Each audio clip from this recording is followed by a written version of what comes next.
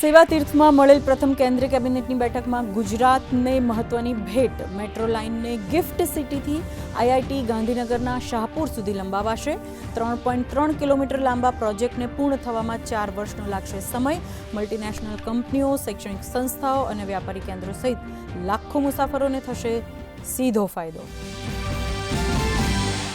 કેરળનું નામ બદલીને થશે કેરલમ. કેન્દ્રીય કેબિનેટે પ્રસ્તાવને આપી મંજૂરી. શ્રીનગરમાં બનશે નવું એરપોર્ટ.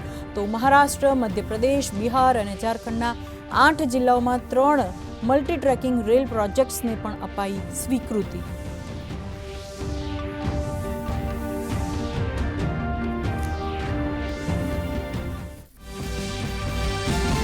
પંદરમી વિધાનસભાના 8મા સત્રમાં આજે આયોજિત 2 બેઠકોમાં થઈ મહત્વની કામગીરી. કુદરતી આફતો અંગે રાહત અને કૃષિ અંગેની પૂરક માંગણીઓ સર્વસંમતિથી પસાર. તો સહકાર વિભાગ, તબીબી અને જાહેર આરોગ્ય તેમજ પુલ વિભાગની માંગણીઓ પર બહુમતીથી પસાર.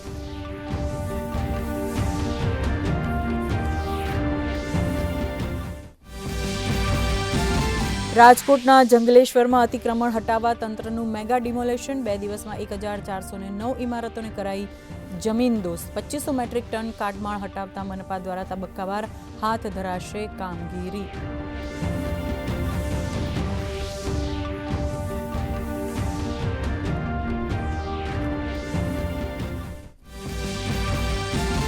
અમદાવાદમાં કાયદો અને વ્યવસ્થાની સ્થિતિ નિયંત્રણ હેઠળ. પોલીસ કમિશનરે કહ્યું, સીસીટીવી કેમેરા પ્રોજેક્ટ્સના લીધે ગુનાખોરીના ડિટેક્શનમાં મળી ખાસ્સી મદદ.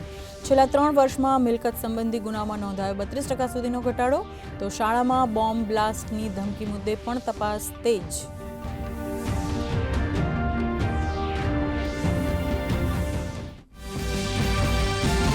સોમનાથ ટ્રસ્ટની હોટલોની ફેક વેબસાઇટ મારફતે યાત્રાળુઓ સાથે છેતરપિંડી કરતી ગેંગનો પર્દાફાશ. સીઆઈડી ક્રાઇમ બ્રાન્ચે 6 આરોપીઓની કરી ધરપકડ. સાગર દર્શન લીલાવતી અતિથિ ભવનમાં બુકિંગ કરાવવાના બહાને સાયબર ફ્રોડ થતો હોવાનો ખુલાસો.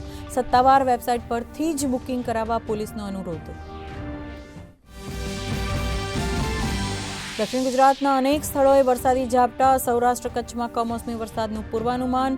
સાબરકાંઠા, અરવલ્લી, મહીસાગર, નર્મદા, ભરૂચ, સુરત અને તાપી જિલ્લામાં પણ હળવાથી મધ્યમ વરસાદની આગાહી. તો આગામી 24 કલાક બાદ લઘુત્તમ તાપમાનમાં 2 થી 3 ડિગ્રીનો ઘટાડો થવાની શક્યતા.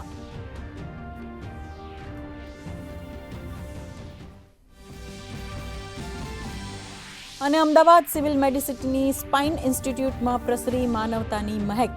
ઇન્ડિયન અમેરિકન ડોક્ટરોની ટીમે કરોડરજ્જુની અત્યંત જોખમી ગણાતી સર્જરી કરી 7 બાળકોને આપ્યું નવજીવન. આરોગ્ય રાજ્યમંત્રીએ ડોક્ટરોની ટીમના માનવીય અભિગમથી કરી પ્રશંસા.